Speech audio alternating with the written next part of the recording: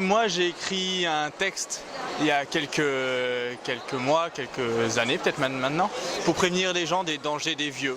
Parce que dans nos villes on a plein de vieux et... C'est vrai que c'est des gens qui sont assez dangereux. Et en fait voilà, j'ai écrit un texte sur une mémé qui... Elle fait pas peur, mais elle tue les gens.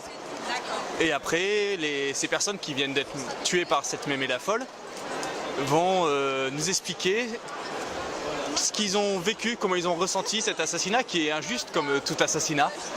Et d'autant plus injuste que c'est une mémé et que normalement on n'est pas tué par une mémé. Par-dessus ça, Victor a fait des dessins pour rendre ça encore plus joli. Donc les textes de Valentin ici présents et des illustrations.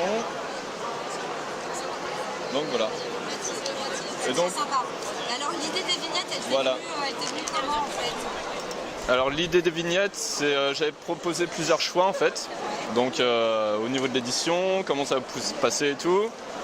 Et il y avait un des thèmes, c'était un peu finalement le système du jeu de cartes qui était revenu. Ouais, c'est sympa. Donc voilà, avec la séparation en travers. Et du coup, avec les personnages, un côté mort et un côté vivant.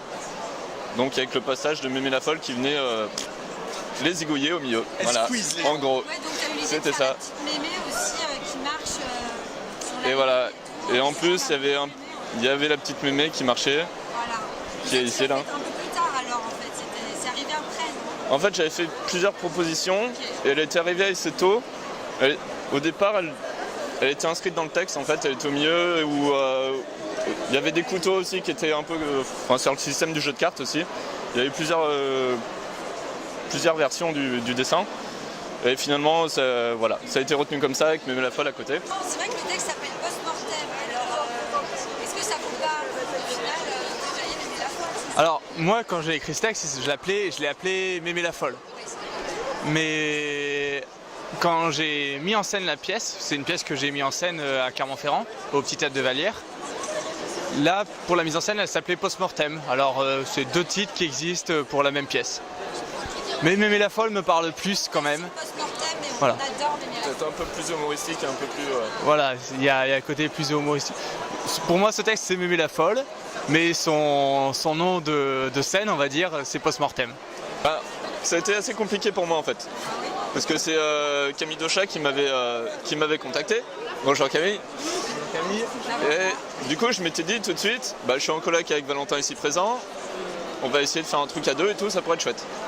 Et le fait est que Valentin du coup avait écrit sa pièce, donc la première par rapport à la mécanique du cœur du dessin que j'avais fait.